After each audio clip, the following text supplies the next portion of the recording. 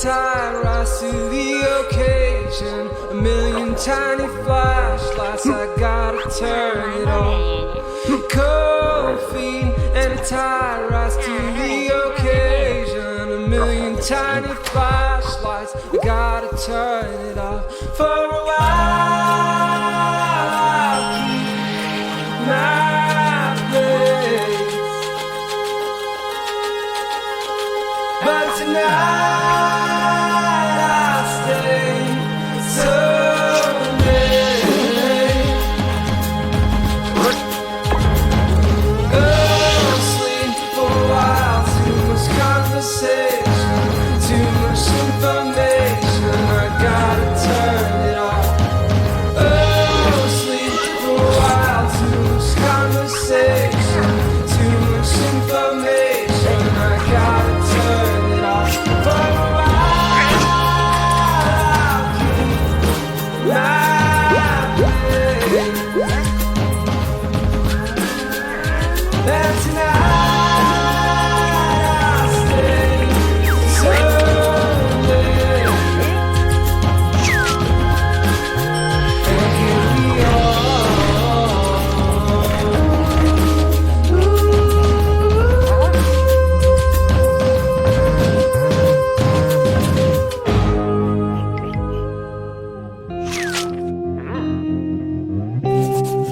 gotta turn it off.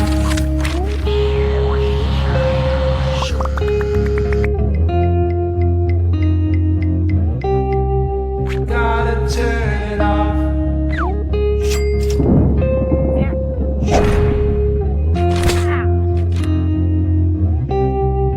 Gotta turn it off.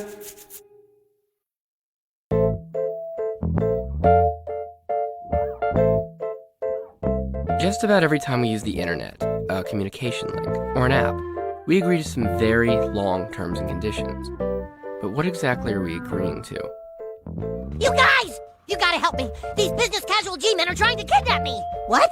It's crazy, dude! They're saying it's because I agreed to the latest terms and conditions on iTunes! Why? What did the terms and conditions for the last update say? I don't know! I didn't read them!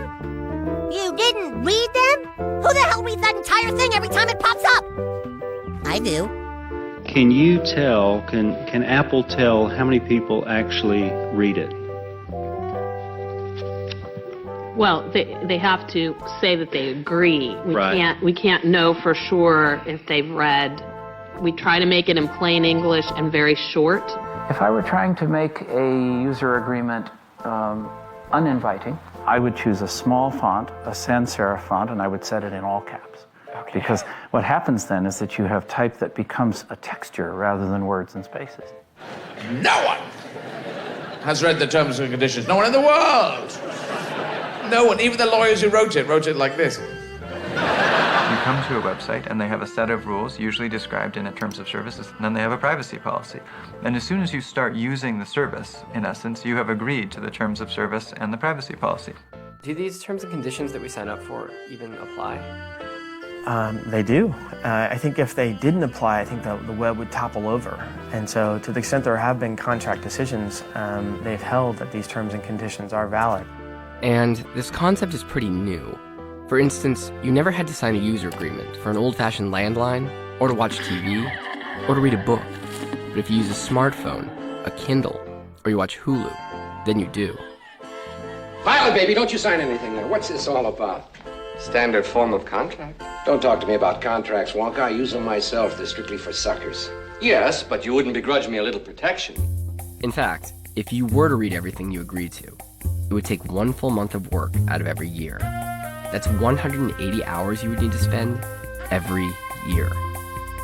And according to the Wall Street Journal, consumers lose $250 billion each year due to what's hidden in fine print.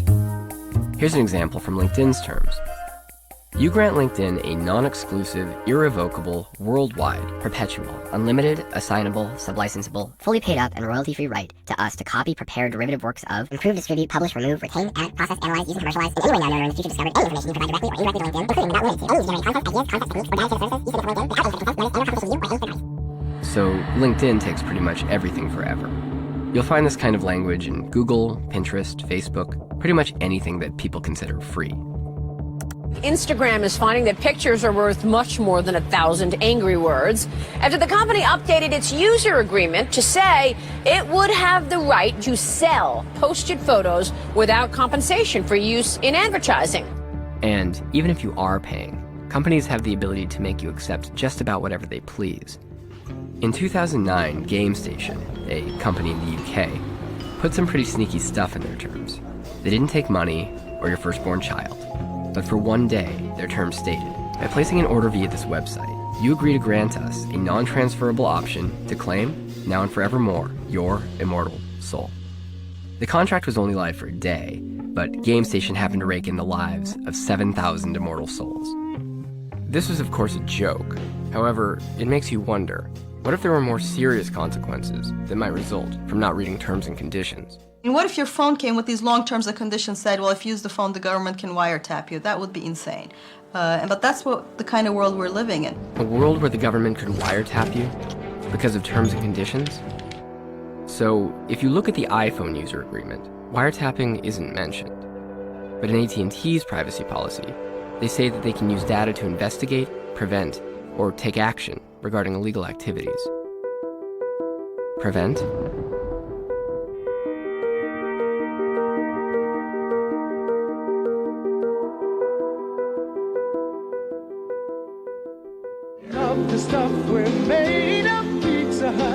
In 1994, Pizza Hut became the first major chain to accept a delivery online. Suddenly, the internet needed a way to remember who you were, where you lived, and how you were going to pay. My question is, what the hell? Like, how do they know who you are? Yeah. Okay. There are these things called cookies, where, like, if you go to a site and buy something, it'll remember you and then create ads for other stuff you might want to buy. So it learns information about me? Seems like an invasion of privacy. It wasn't until the late 90s that companies began voluntarily adding privacy policies to explain what was happening with this data.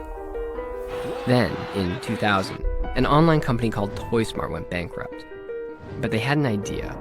They tried to sell their database of 195,000 users to another company. This included names, billing information, shopping preferences, and family profiles, even though their privacy policy said they would never share information. People felt like they were being duped. Lawmakers tell you time and time again that every time they go back to the district, to their district, people are telling them that they want some internet privacy laws. They want some protection. In early 2001, over a dozen bills were introduced in Congress to protect privacy online.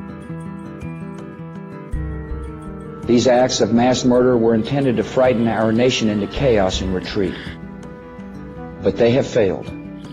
All of the privacy legislation was killed or abandoned, and the Patriot Act was, of course, initiated. The bill before me takes account of the new realities and dangers posed by modern terrorists. This new law that I signed today will allow surveillance of all communications used by terrorists, including emails, the internet, and cell phones. The Patriot Act expanded the ability of the federal government to do surveillance in a lot of little ways. You don't need a judge's approval, for instance, to find out what website someone visited, what search terms they typed into Google. The question of your, if you will, information being retained by Google is not really at this point a Google decision. It's really a political or public policy decision enforced by different governments in different ways. What if privacy policies weren't about protecting privacy at all, but rather taking it away? Let's take a look at Google's privacy policy around this time to see if any changes were made. So here's Google's privacy policy from December of 2000. Google may also choose to use cookies to store user preferences. A cookie can tell us this is the same computer that visited Google 2 days ago, but it cannot tell us this person is Joe Smith, or even this person lives in the United States.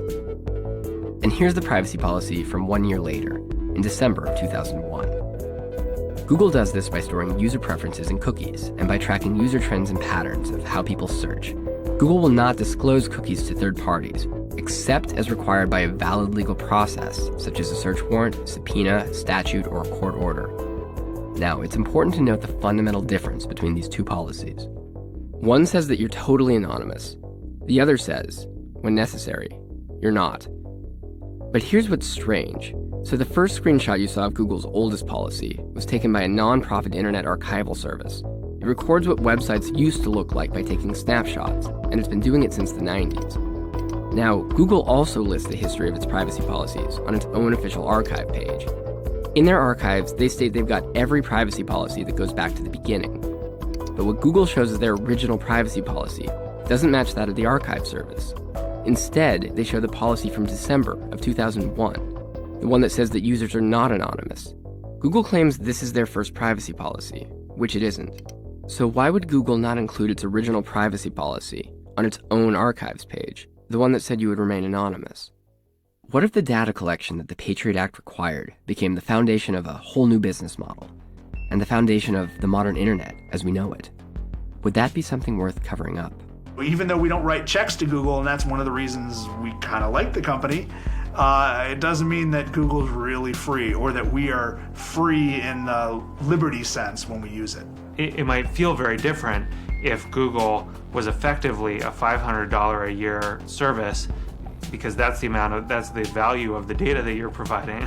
I mean, that was a really critical finding, in that advertising could be, targeted based on information that people were somehow, supplying about themselves. Suddenly, you didn't have to wonder, was somebody watching my commercial? You knew someone clicked on my ad. That meant that they paid attention to it. In 2012, Google was one of the most valuable stocks in the world. And Mark Zuckerberg, the founder of Facebook, had become one of the richest men in America. My job is to help investors figure out for themselves what this thing's worth. So I look at what Facebook has as an asset, which is 900 million people and a ton of data on those people. And I say if they use 10% of that data, they're going to be the most valuable company ever. When personal data is worth this much, why would Google or any free internet service be opposed to the data retention that the Patriot Act required?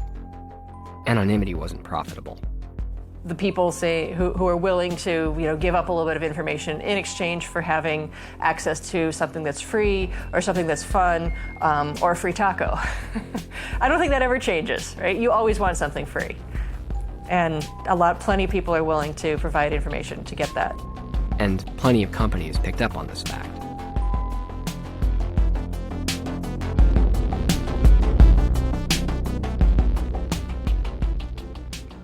Let me give you some very practical tips.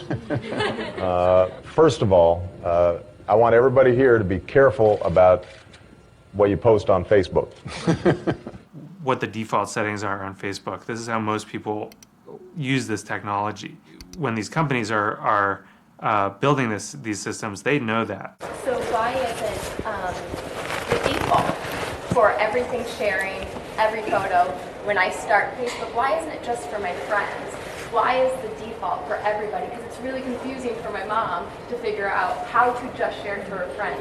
The way we've designed the site is that it's a community thing, right? So people want to share with just their friends, but a lot of people also want to share with the community around them, right? So I want to share with everyone who works with me at Facebook. I want to share with everyone who went to my college, everyone in the village around me. And those people aren't just my friends. Even Mark's explanation doesn't make any sense. He says he wants to share with the school, with the quaint village next to him. He doesn't say he wants to share with the entire world. And yet, that's the default. The challenge with defaults is that you get comfortable with whatever the default is. When the default is public, you actually can adapt really beautifully and deal with it. When the default is private, you can adapt comfortably and deal with it. When the defaults change, that's when problems emerge. And in fact, that's what Facebook did. In 2009, Facebook made changes to their privacy policy without telling anyone. Doing a privacy change for 350 million users is a really, it's not the type of thing that a lot of companies would do. We decided that these would be the social norms now, and we just went for it. You might remember the fan page with over 1 million people who tried to get the policy reversed. What was the big deal, you might ask? Well, over the course of a night, Facebook turned what was once private information into totally public information.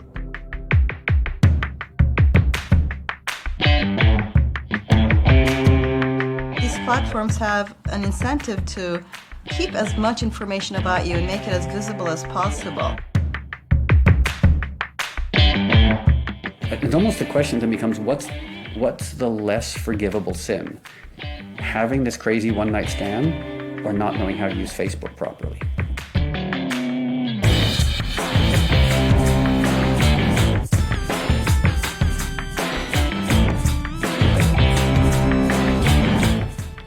Most relationships in your life, it's very good that the other person doesn't know everything you've ever said or scribbled or thought.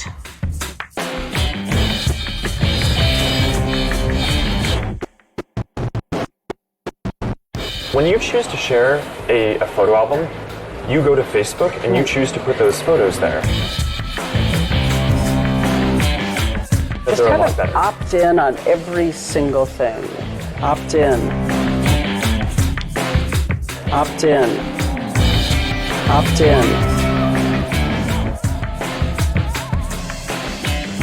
I'm okay with Facebook behaving like a company, but I think we need to treat it like a company and not treat it like some benign public utility. These are the default settings on Facebook in 2005, divided into 12 categories. As time passes, more and more information is shared by default. In 2009, Facebook began automatically sharing personal information with the entire internet. By 2010, everything was shared by default, except for your contact info and your birthday. We could, if you did a search and a Gmail and a YouTube and so forth yesterday, and you did it from your home, I'll give you the worst case. You did it from your home, and you only have one computer in your home. In theory, we could cross-correlate those and get all three together. We don't do that, and we're not likely to do that. But in January of 2012, Google made changes to their privacy policy, and they did just that. Google combined all of the information any of their services had collected about a person and put them into one single profile. What Eric Schmidt had said was the worst-case scenario, Google had actually done.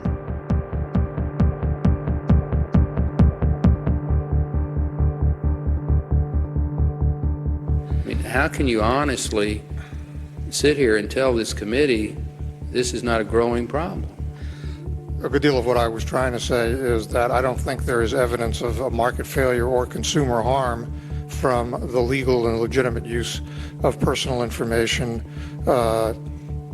in commerce. I don't think there's evidence of it. There are companies that you've never heard of, like Axiom, that claim to have about 1,500 points of data on the average American citizen. Everything from, whether you're right-handed or left-handed, what kind of dog you have, what your sort of psychological outlook is, and all of that can be used to inform decisions that businesses make about us as well. These are the types of companies that a potential employer would go to try and run a background check on somebody before they hired them. They're able to connect the fact that you went to site A and then later to site B and then eventually to site C and create this detailed history of what sites you visit online. They don't put your name in the cookie. They put a unique serial number in the cookie that could then be linked to your name in their database. I don't know if you've ever seen the picture of the ad network ecosystem that shows all the parties in the ad network ecosystem. It's a bit overwhelming. The information is valuable to different people for different reasons. What if you buy a lot of alcohol? They might want to raise your premiums because they think you're at risk for alcoholism or something like that. The company might use it in a way that actually harms you. For example, in 2008, thousands of people suddenly had their credit limits reduced, seemingly for no reason. While on vacation, one wealthy business owner from Atlanta saw his limit plummet from $10,800 to just $3,800, ruining his vacation. The letter he received said this: "Other customers who've used their card at establishments where you recently shopped have a poor repayment history with American Express." This means companies like Walmart. And in Minneapolis, a father came into a Target, outraged that they were sending his teenage daughter pregnancy coupons that were addressed to her. The man thought the Target was trying to encourage his daughter to get pregnant. As it turned out, thanks to her shopping habits, Target knew that this high schooler was pregnant before her own father did. The father later apologized. And in the Netherlands, data was being used to harm customers in a whole new way. Now, while you're driving and using a GPS, that GPS is sending back signals that tell how fast you're moving. It's really useful for helping us avoid traffic, but that got a little company called TomTom wondering who else might be interested in knowing the speed of traffic. And so in the Netherlands, the data that people were willingly trading to find a faster way home was being sold to the authorities to give those same drivers tickets.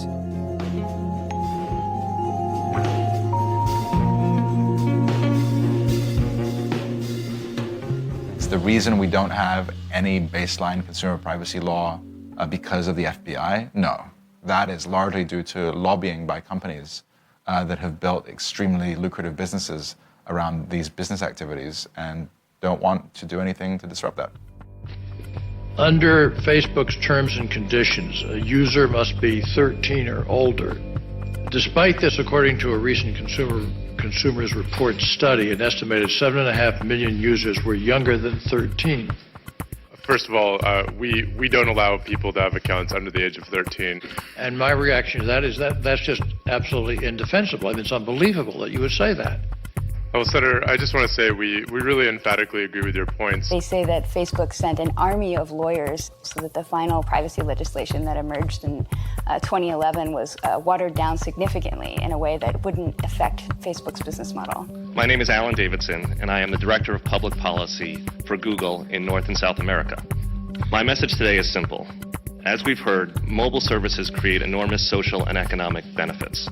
I reject the notion that privacy protection is the enemy of innovation. It absolutely doesn't have to be, and isn't. It was an expensive year of lobbying for these big companies. Google spent 5 times as much as the year before, and Facebook spent 4 times as much. Senate Bill 242 will protect users of social networking internet sites. It will protect these users from identity theft and from unwanted contact by keeping their private information private, of course, unless they agree to share it. I know that many members, including myself, do not want to negatively impact a very important industry for the state of California. Individuals involved in this industry don't want to see any regulation whatsoever. So I think that's really the key. And one of the most interesting things I found in these conversations is that many members of the legislature don't even have social network sites because they're concerned about their privacy. And at the time the bill was being heard, although lobbyists were in the committee room for the entire hearing, they did not come forward to speak. So it was sort of an interesting process, sort of a stealth killing of the bill without the opportunity for the public to really see who was in opposition. So people like Google and Facebook were in strong opposition, Facebook in particular. What did Facebook have to lose? You know, I really do not understand their logic, and you'd have to ask them about that. But when I analyze an issue like this... I'd love to ask them about that. They won't talk to me, so... I'm not surprised. I don't think the rules of law and regulation necessarily apply when it comes to, interacting with, a company that wants to sell you something. Yeah, we should be worried. But worried about what? Sure, the data collection allowed by privacy policies had fueled commerce, but was there something more serious we were agreeing to?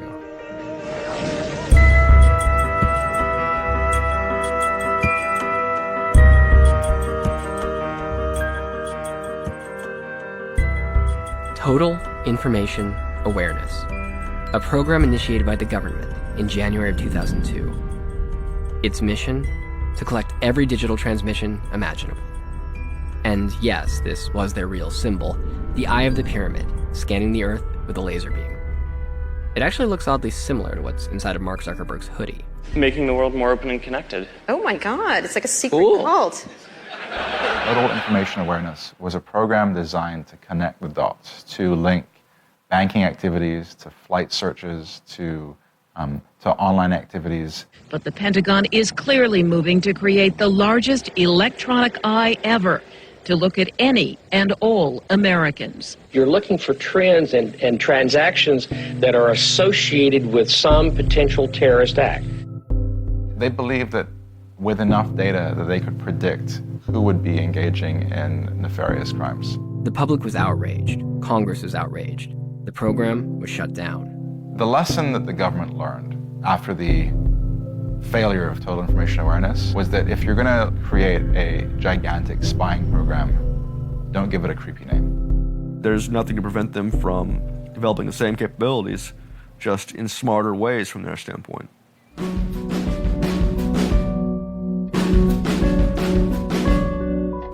A wiretap requires a court order. Nothing has changed, by the way. But in reality, lots had changed. We were told one day in late 2002 that an NSA representative was coming to the office. Mark Klein came to us at the Electronic Frontier Foundation with data and documents that showed that AT&T was engaged in a wiretapping program. The NSA is much different from the CIA. First of all, it's about 3 times the size. It costs far more. It's tremendously more secret than the CIA. And what it does is very different. It's focused on eavesdropping, on tapping into major communications links. They actually had a secret room in their facilities, and they were creating a copy of internet traffic and sending it to the NSA. So in a sense, they are vacuuming up, scooping up They are blindly vacuuming up everything going across those links. And you're certain of that? I'm certain of that. So President Bush owned up to it. I authorized the National Security Agency to intercept the international communications of people with known links to Al-Qaeda and related terrorist organizations. It's taken less than 24 hours after the Bush presidency ended for a former analyst at the National Security Agency to come forward to reveal new allegations about how this nation was spied on by its own government. The National Security Agency had access to all Americans' communications, faxes, phone calls, and their computer communications. Is there a recording somewhere of every conversation I had with my little nephew in upstate New York? Is it like that? It would be everything, yes. It would be everything. But then a beacon of hope arrived in the White House. Hi, Senator Obama. I appreciate your giving us the opportunity to ask you questions. I'm an attorney who represents federal whistleblowers, and I was very disappointed when I learned that you supported the bill that lets phone companies off the hook when they've helped the federal government without warrant wiretap phones. I recognize that some people feel like, yeah, well, the phone companies still were complicit in this. They should be held accountable still. I understand that argument. But the problem was the surveillance program is actually one that I believe is necessary for our national security. So they were immune, but that means that the programs are still shut down, right? The programs are shut down? Yeah, the wiretapping programs. And I have no reason to believe that the wiretapping programs have been shut down. No, if the wiretapping programs had been shut down, then I don't believe that the government and AT&T would still be fighting in court for the legality of it. So Barack Obama hasn't changed anything? No, Barack Obama did not shut those programs down after he took office, even though he had threatened to before he became president.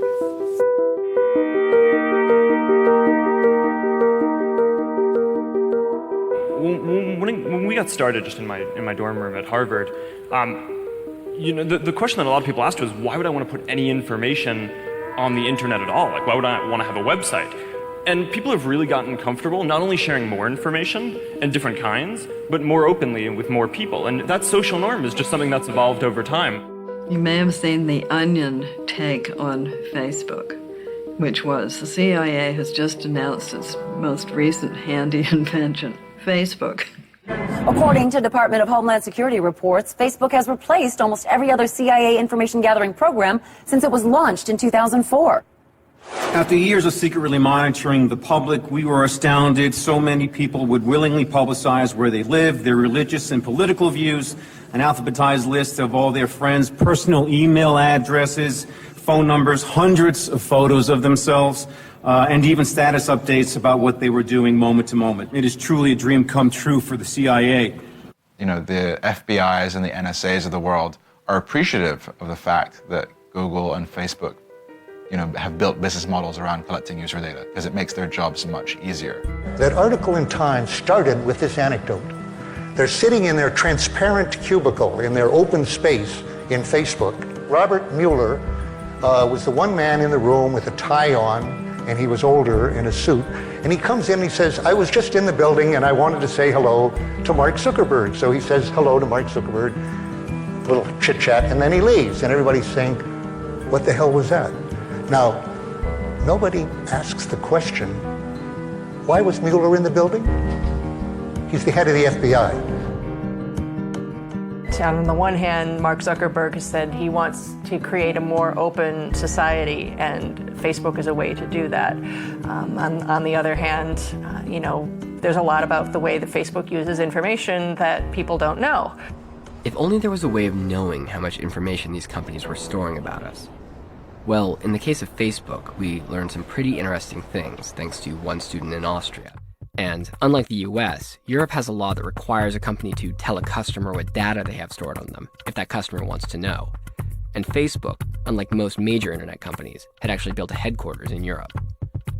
Apparently we were like the only 3 people that were like pushing hard enough and like asking again and again and again, and going through also the Irish authority to finally really get at least like a bigger part of our data set. We still didn't get everything right now.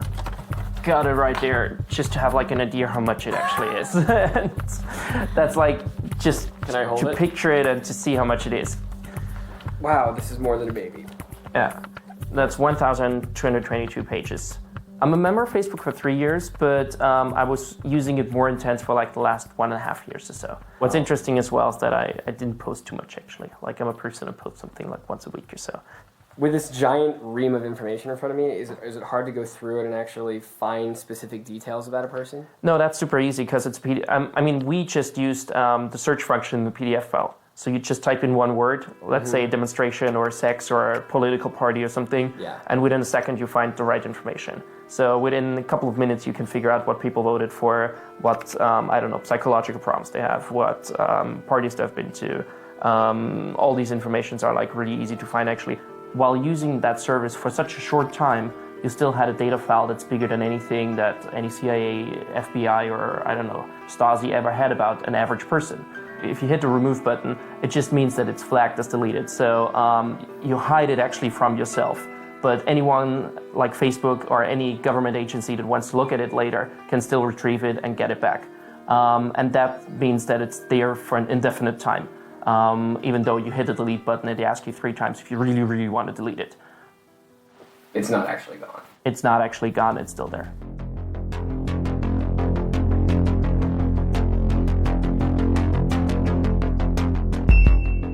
So we've ultimately adopted roughly the following rule. We think of it as we anonymize the information within 18 months. It might be anonymized after 18 months, but all of the searches that we've ever done are still there. The underlying data is still there to be de-anonymized at some point. And de-anonymizing search records turns out to be shockingly easy. That is, taking private searches and finding out whose records they are. In 2006, AOL turned over a bunch of these anonymized search records of their users to the public, and it only took a few short hours for a reporter to decode who user number 4417749 was.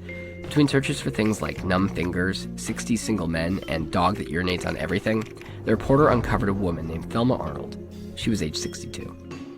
But then there's user 1755669, who looked up how to kill your wife multiple times, along with decapitated photos, and then in the middle, the user actually looks up steak and cheese. Steak and cheese! And there were plenty of users online who were quick to judge what was going on here. It was murder.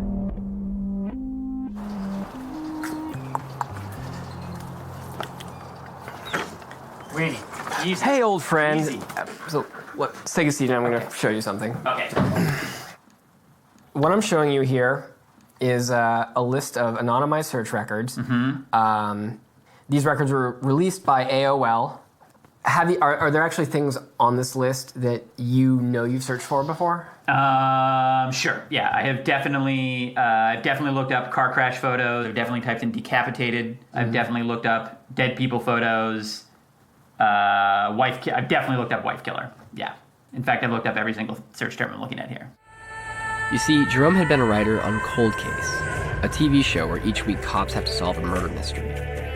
Well, that's always what scared me when I was entering those search terms, was if there's some sort of automated system that just red flags you based on the search term, they're not going to look and say, oh yeah, he was probably working on a TV show, and that's why he was just Googling how to murder my cheating wife.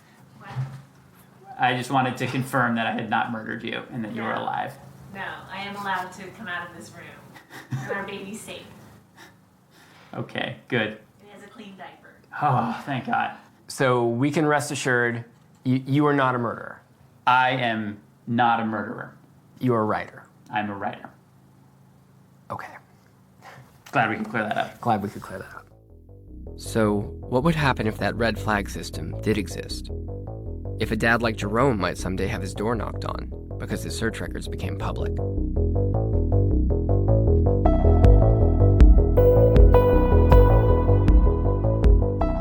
Consensus seems to be that the retention of this kind of information should be greater than 0 days.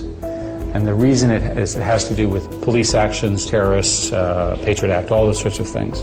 It turns out that in this environment, the digital environment, there's a loophole to the Fourth Amendment, which is if a third party collects a lot of this information, the government doesn't have to go through those same hoops. It's called the third party doctrine.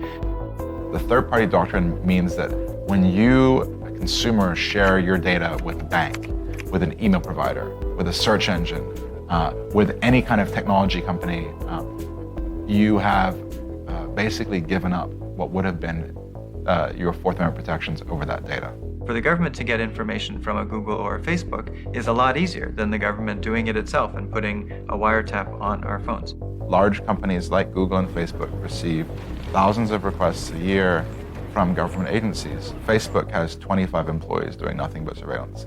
And these companies routinely receive requests, they process the request. You may be surprised to hear that secret searches of email by the government seem to be commonplace.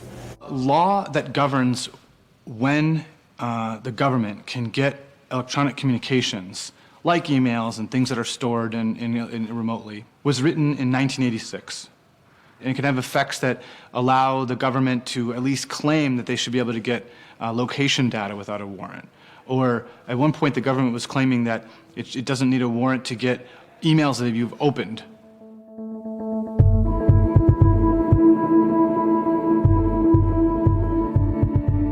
Well, in the spring of 2011, the Department of Justice, and in particular the FBI, made several requests to internet companies as part of an investigation relating to individuals associated with WikiLeaks. We released 400,000 classified documents. For those of you who don't know who Julian Assange is, he started WikiLeaks. Now, in the past, WikiLeaks has released secret documents related to the Iraq War, Guantanamo Bay, and Afghanistan. And that's, obviously a positive development for those of us who think that information should be more accessible almost no matter what. And obviously is a threatening development to those institutions like corporations, in many cases, that depend on secrecy. I condemn the action that WikiLeaks has taken. It puts at risk our national security. Twitter received an order that requested data regarding certain Twitter users. These were all users that were related to the whistleblower website WikiLeaks. However, it wasn't just an order, it was actually a D order, and it came with a gag order. It required that Twitter never speak publicly about the fact that they had received this request. Denouncing the move, Assange said he believes other American internet companies, such as Facebook and Google, may also have been ordered to disclose information. Companies like Amazon, Yahoo, Dropbox, even Facebook will be capable of handing data to the government without first informing users. Even if you think what the people are doing is wrong, that's why the First Amendment exists, to protect unpopular people engaging in unpopular speech. But Twitter fought back. They released the information to the users and let them know ahead of time, and they were successful in getting the gag order overturned. Meanwhile, Amazon, PayPal, MasterCard, and Visa, they all gave in to the pressure regarding their users. A culture of loyalty to not you, but a greater cause is important to be successful, it seems like to me. And it's disloyal, in this case, to the country. While President Bush might think it's disloyal, thanks to Twitter standing up for the privacy of activists like Julian Assange, you can now be shown this. Today, We release over 287 files documenting the reality of the international mass surveillance industry. An industry which now sells equipment to dictators and democracies alike in order to intercept entire populations. 9/11 has provided a license for European countries, for United States, Australia, Canada, South Africa, and others to develop spying systems that affect all of us.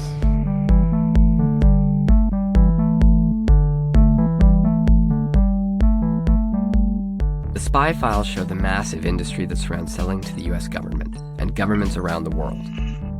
Instead of having something called the Total Information Awareness Act with this big symbol with the eye of the pyramid looking at everybody and scanning the world with its sinister laser beams, instead they just have a bunch of companies that exist that are providing bits of those capabilities that are provided under different contracts that go up to the same agency, the same people. One of the most popular is called Massive Intercept, and basically what governments are trying to do with this is get as much information as possible from our communications so they can analyze that and detect patterns in that. And it's interesting, in your article, that you really talk about the secretive nature of the business, that they sell through trade shows which are not open to the media. But we actually went to one of these conventions. It was pretty easy. We just called and asked for a pass. So we talked to the representative from one of these companies, a firm called Celebrate.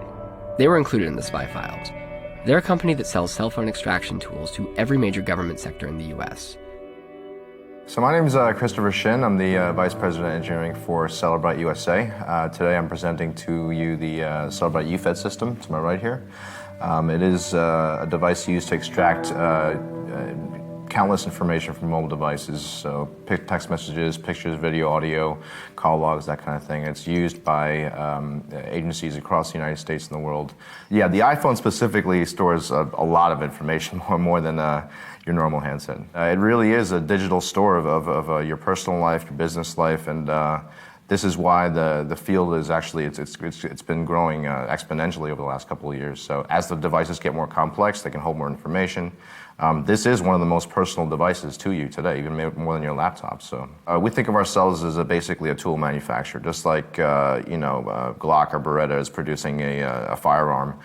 We're producing a tool that does a certain task, and we're marketing that tool only towards, just like you can't go out and just buy a handgun without credentials.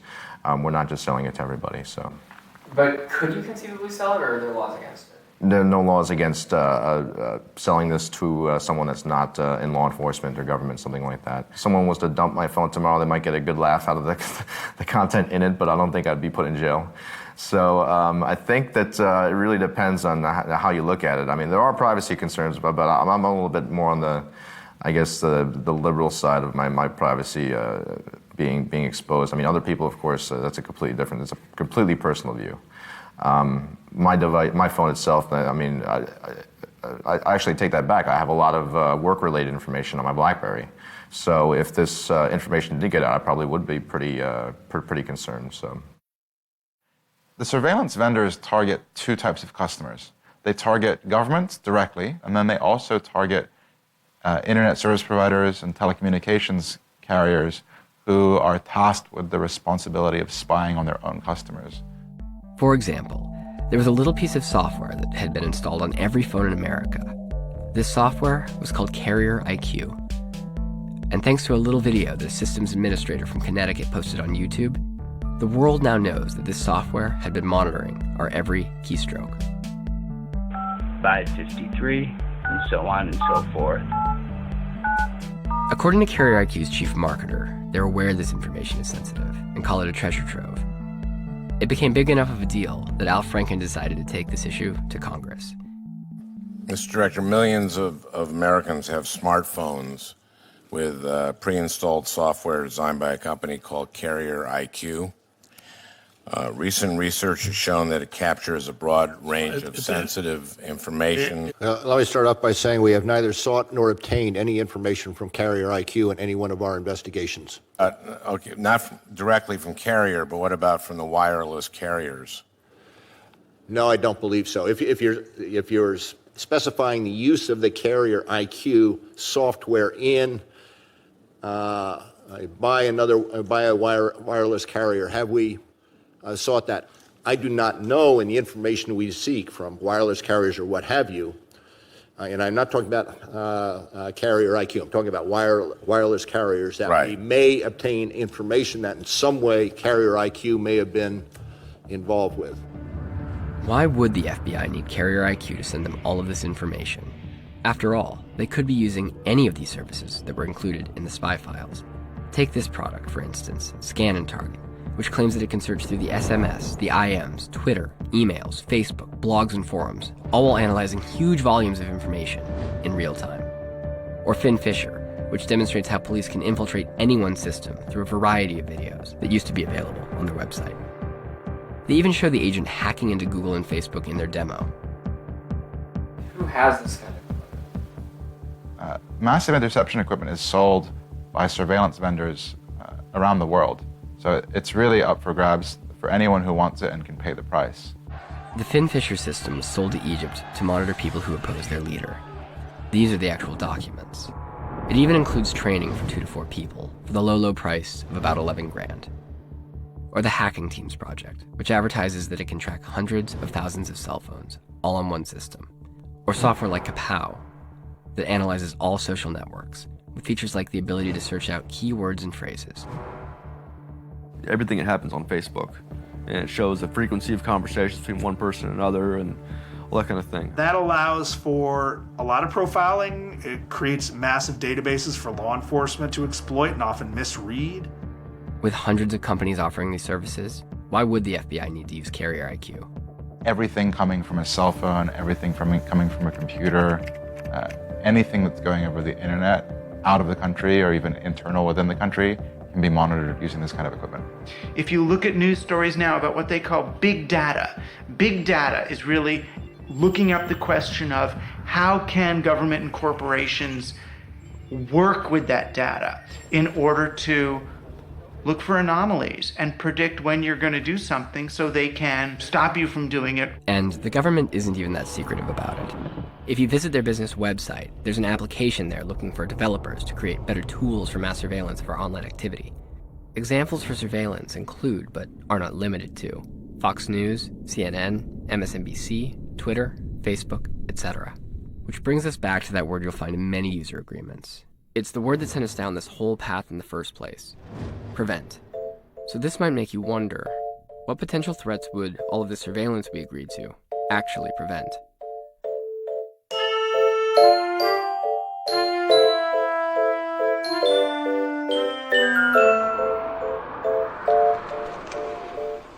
Basically, January the 3rd, 20 days before I go on holiday, I tweet, "Are you free this week for a gossip/prep before I go destroy America?" Ended the tweet with a kiss, as threatening as that is.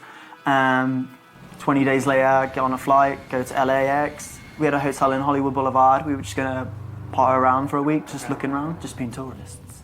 Got off the plane, went through the passport control, swiped my passport through, and they're like, "Can you come this way?" And I was like, it's because I got an Irish passport. I thought maybe Irish people is like stereotype, IRA bombers. They went through my suitcase and I was like, oh, what are you doing?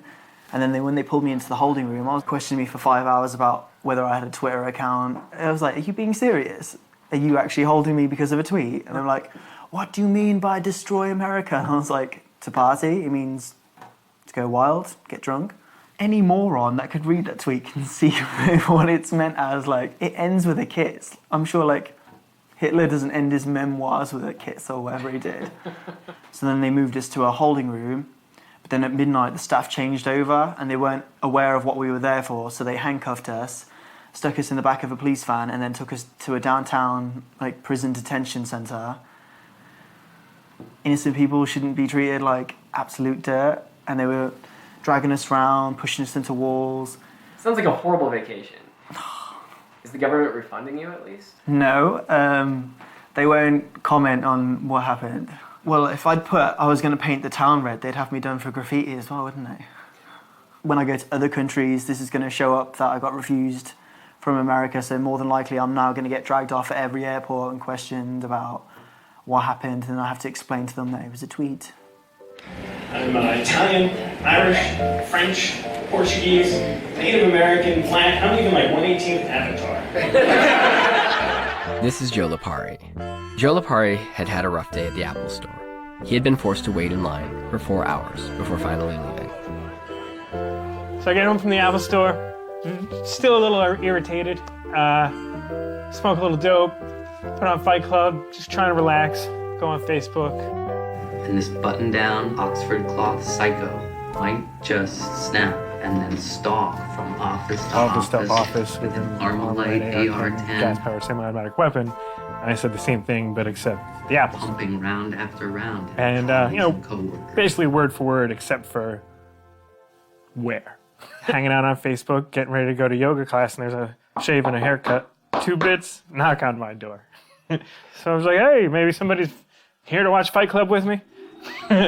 Open it up, boom, NYPD SWAT, their bulletproof vests on, their guns drawn, and they tear the place apart. They really go through everything. When the one cop, finds the box that has all my military awards, he comes bringing it down. He's like, oh, you were in the military? And we start talking Army talk. He sees that I speak the language. And that's when he asked me, he was like, so do you know what an Armalite AR-10? And I was like, that's why you're here, guys. You're here because I made a bad joke on Facebook.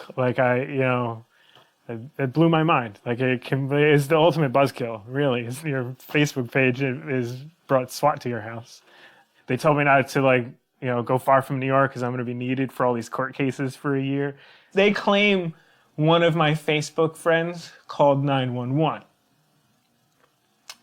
which is another thing I think is bogus. So I asked for the 911 tape, which they keep on file. They have to.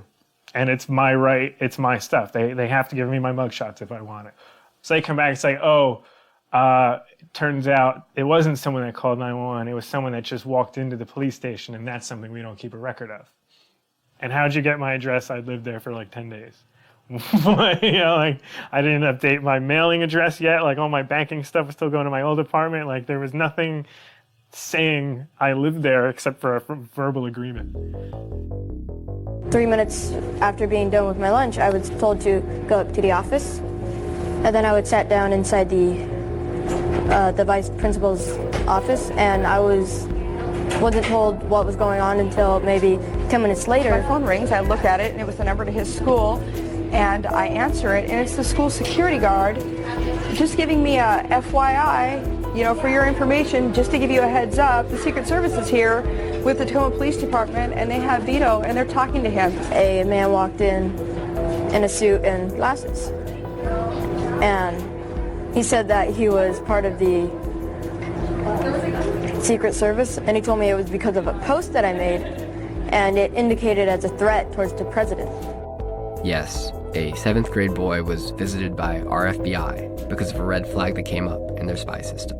I was saying how Osama is dead and for Obama to be careful because there might be suicide bombers. It didn't consider his age, or that his comment about Obama needing to watch out was one of concern. The machine simply determined that based on a series of words, Vito was a potential threat.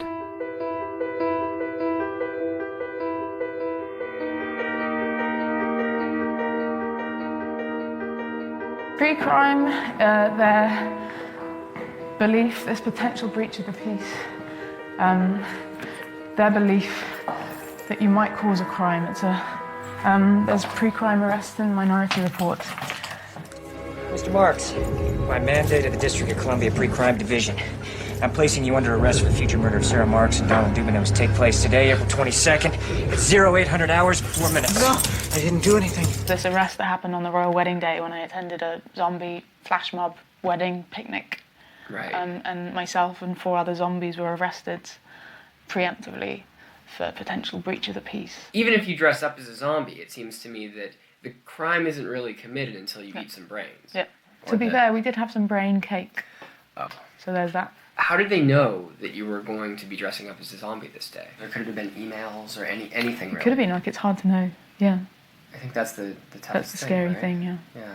The indication that they were monitoring private social networks came in the way they were reacting to certain things and asking about certain things. So they were asking about maggots and asking about climbing gear, which they must have heard about through some exchanges on the internet, neither of which was true. Nobody had maggots or climbing gear.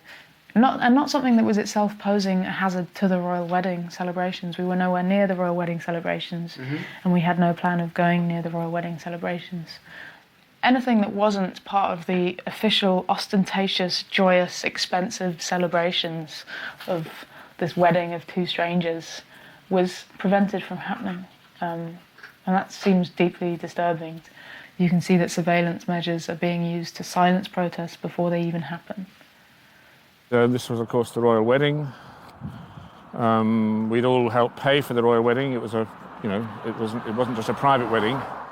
You're arresting a professor of anthropology that runs a street theatre group. One of the keys. Thank you very much. No, we took the keys. We couldn't believe this was happening. We were so obviously a street theatre troupe.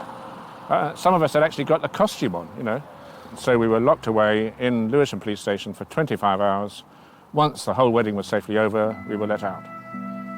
For the first time, as far as I'm aware in this country, a number of us, something like 50 of us, were arrested and in most cases incarcerated for thinking about protest, for thinking about, in this case, some street theatre.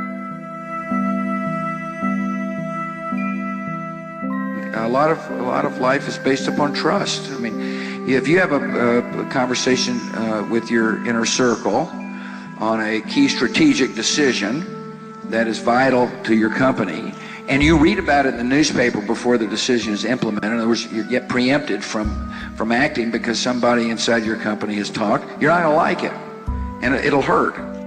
The activists didn't need to commit any crime. They just needed to text, to email, and to call each other about potentially protesting.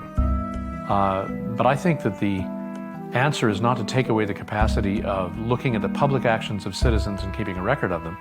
The solution is to make sure that we elect better governments. So one of the things I hear a lot is, who cares if they're collecting all of this information about me? I don't have anything to hide, so why does it matter? Well, I know this argument, and it is not very new.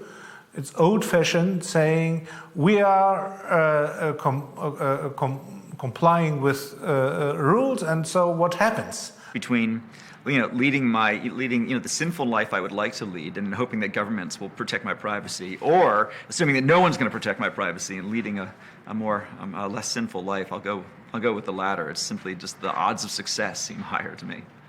I congratulate the people who say they have nothing to hide. I don't believe them. And I also say that they're probably hiding something from someone. We all do. You have nothing to hide till you do.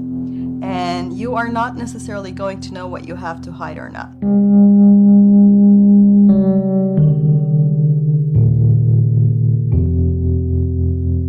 You might remember the case of Millie, a teenage girl in Britain who disappeared in 2002.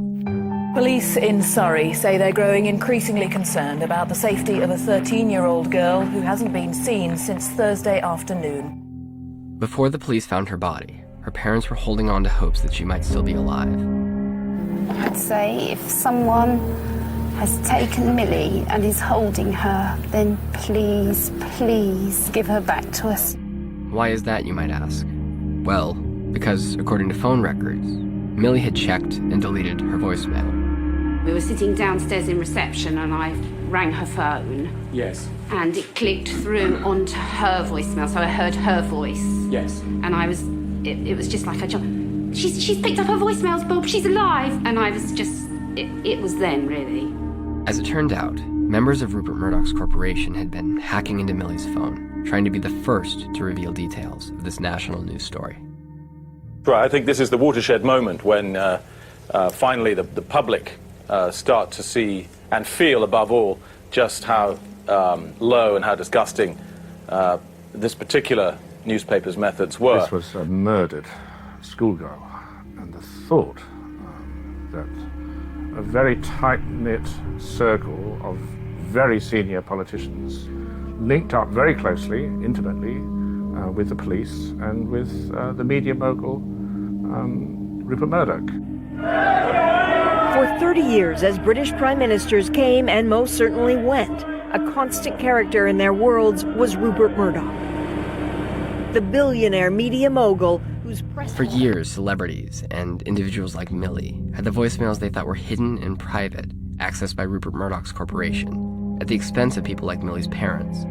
And it took nearly a decade to expose the misuse of this highly personal data.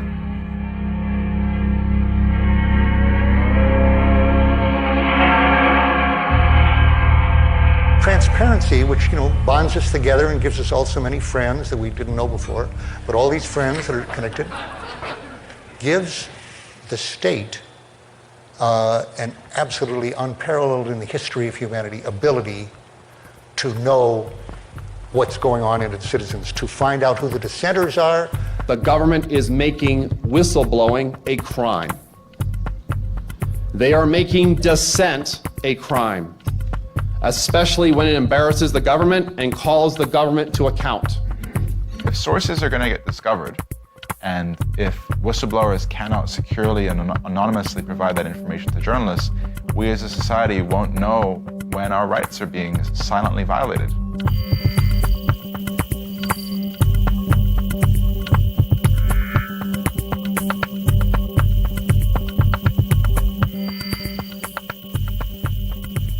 Of course, the president has defended his administration the only way he knows how.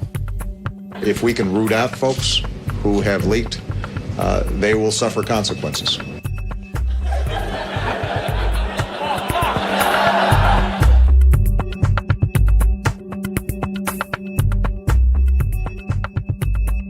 If you look at a technical perspective, the technologies of maintaining privacy are actually running ahead of the technologies that break it. For example, encryption, which can maintain your privacy, is running ahead of decryption. But what if there was a way to store information until it could be decrypted?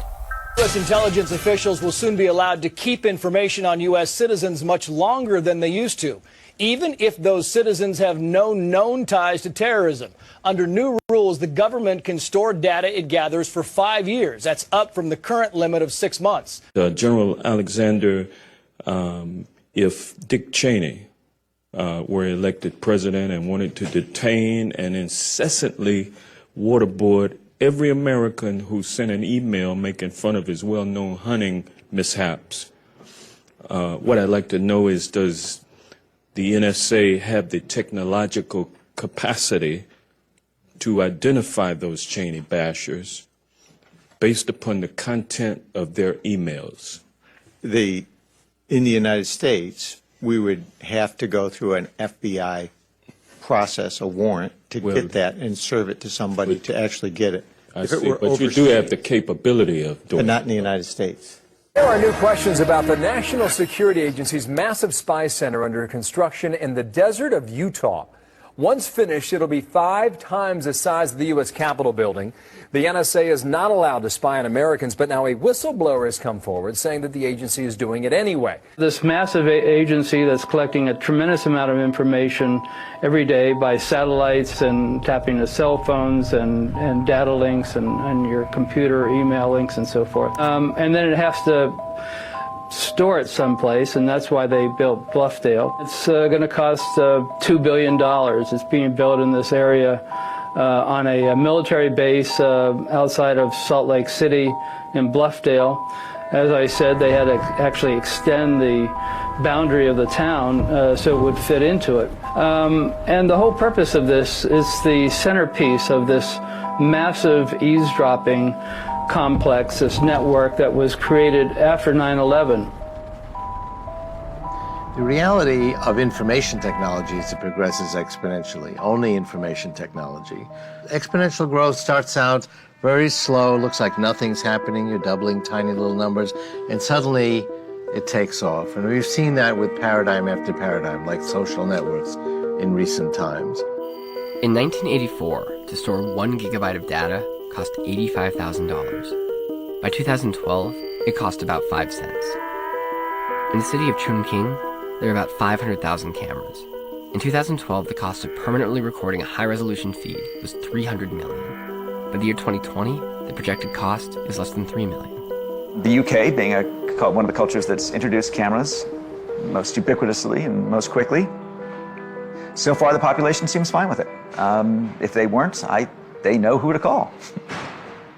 There are 2,000 cameras, and soon there will be 3,000, all of which feed into this control center housed in a secret location.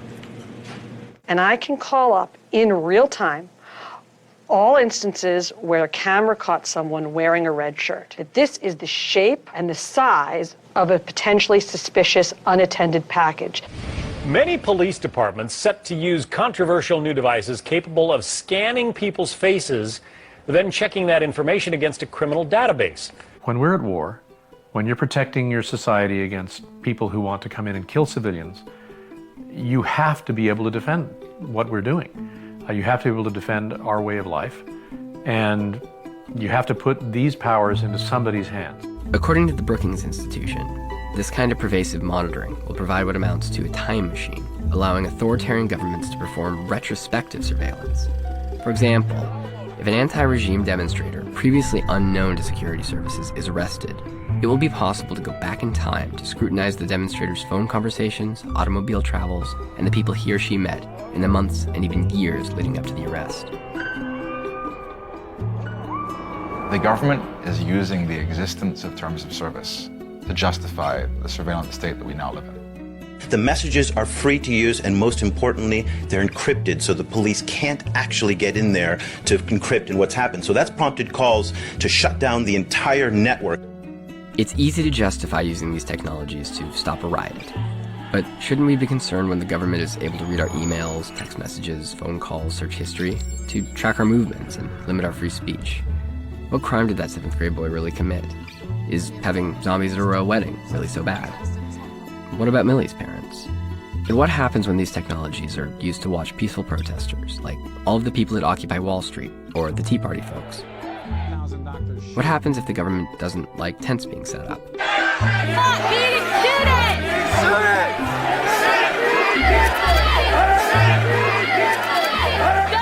Despite all of this, it was starting to seem like, so what? So what if the government can acquire all of this information? Maybe it's good they can keep the peace when riots are happening. And besides, maybe it was already too late.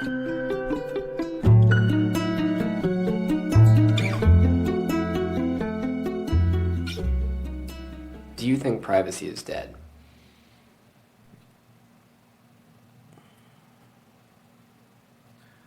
I mean, it's certainly dying. Whether or not for privacy privacy is going to remain dead unless there's a really fundamental shift in the dynamics by which that's decided. By which I mean the only real effective response is to monitor and to change the behavior, the tendencies of the intelligence industry and law enforcement and all that, and even companies. And that's very, very unlikely. I don't know exactly who the us is, but I'm very critical of us. I think that this is an area in which we have allowed ourselves to be smitten. We want this technology to grow and grow, and we don't want anything to rain on our parade. And we have woken up to the privacy concerns, in my view, at least 4 years too late. I mean, is privacy dead? Yeah, without question. Without question, yeah, it's dead. It's safe to work under the assumption that nothing's private. You know, anything that's been digitized is not private. And that is terrifying. When this becomes the size of a blood cell, then I can just send them into my brain and my body through the bloodstream. This will become quite ubiquitous, and it really will be part of who we are. And people say, well, okay, that's going to be a real threshold to move beyond, but I don't think so. It's a very smooth continuum from, when I was a student and had to take my bicycle to get to the computer, to having it in my pocket, to having it in my body. There's a convenient place to put it. I won't lose it that way. But they say if you put a frog in a pot of water and slowly turn up the heat, the frog will just die because it doesn't realize it's boiling. And I think that, like anything else, I think we're opting in a centimeter at a time. And, pretty soon you're pretty far down the road. You look behind you and you sort of wonder how you got where you were. I think that's true. it's just completely out of control. I mean, it's just, sky's the limit, you know? They know everything about us now. It takes someone. It takes someone who's in charge of laws having what is being done to American citizens done to their email account, done to their Facebook profile. They're going to pay attention to it. All of these powerful institutions, they're not subject to the same invasions of privacy as the rest of us are. Eric Schmidt, the CEO of Google, once said, If you have something that you don't want anyone to know, maybe you shouldn't be doing it in the first place. then he got very angry when CNET, which is owned by CBS, published a picture of his house.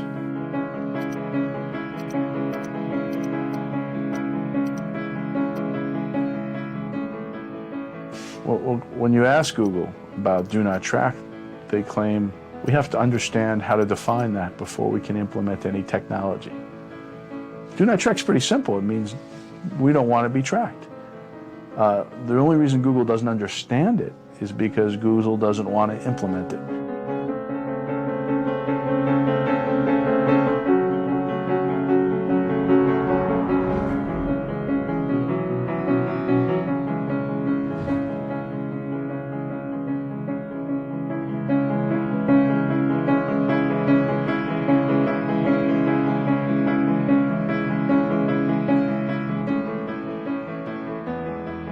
Unless someone comes and makes it no longer practical for them to engage in that kind of activity, pressure is put upon CEOs of the companies they're going to engage in it.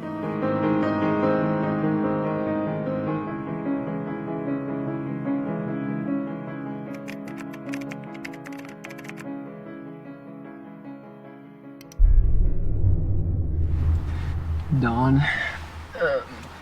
We're going by the Facebook campus right now. Really have no idea what to expect. We've not had breakfast.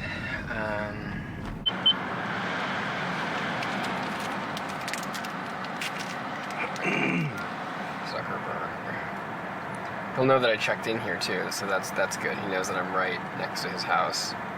Let's see, we have here's the exact quote from Mark.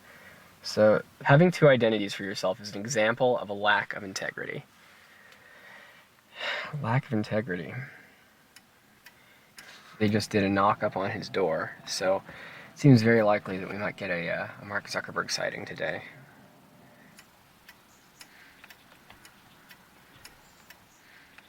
I mean, you might not be wrong, Vince. He might actually have a tunnel. There's some definite motion in the yard. Is the dog? Here we go. That's it. We're walking now.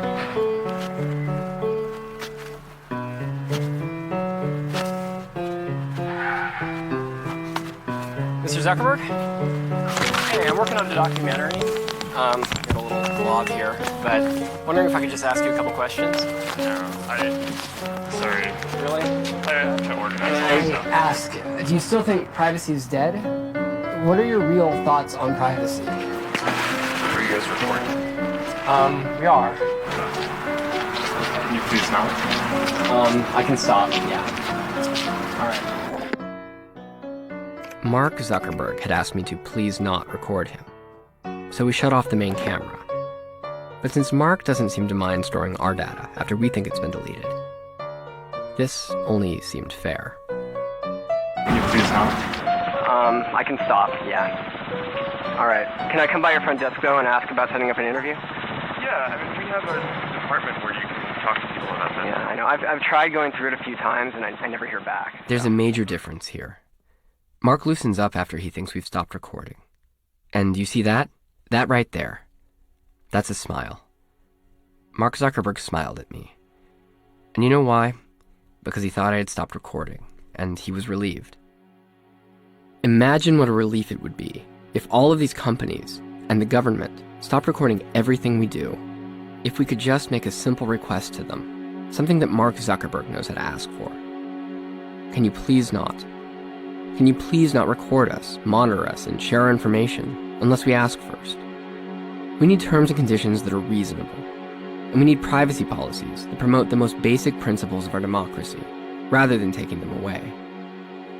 Or, as a young senator once said, back before he became president, we need to find a way forward to make sure that we can stop terrorists while protecting privacy and liberty of innocent Americans.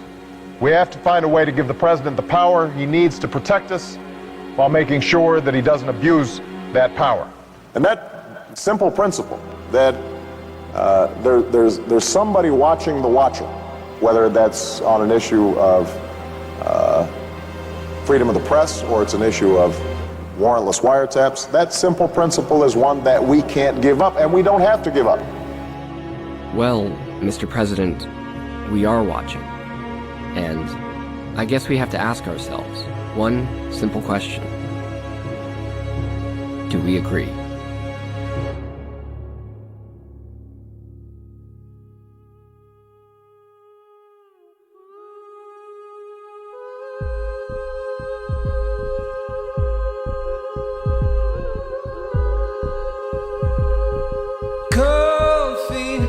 Tie rise to the occasion. A million tiny flashlights, I gotta turn it off.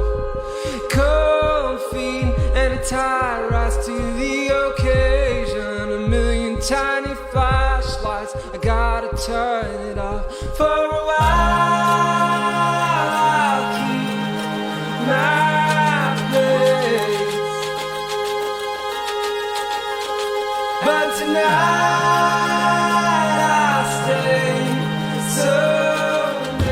Washington is caught in its very own episode of Spy versus Spy. The tactics once employed by top intelligence gathering teams at the CIA, sifting through IP addresses, emails, and fake drop boxes, have now been turned against the intelligence community's top official.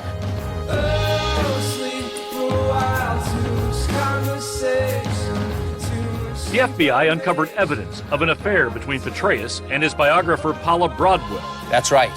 Petraeus had an affair with the author of his fawning biography, All In.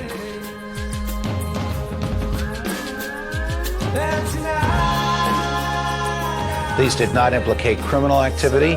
These did not implicate national security. These were not a threat to David Petraeus, the person, or to General Petraeus, the director of the Central Intelligence Agency. Those are not my words. Those are the FBI's words.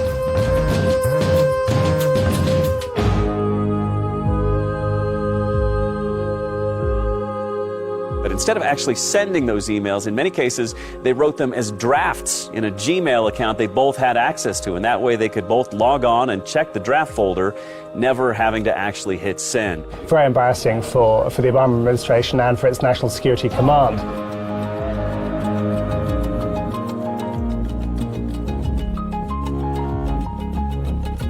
It's troubling because there are laws that the FBI has to follow, and he has the right to be protected from an unwarranted, unjustified investigation by the FBI or anyone. People don't really know how they're being monitored, and they think, well, hey, if it's working, if we keep stopping another 9/11, then it's quote, worth it.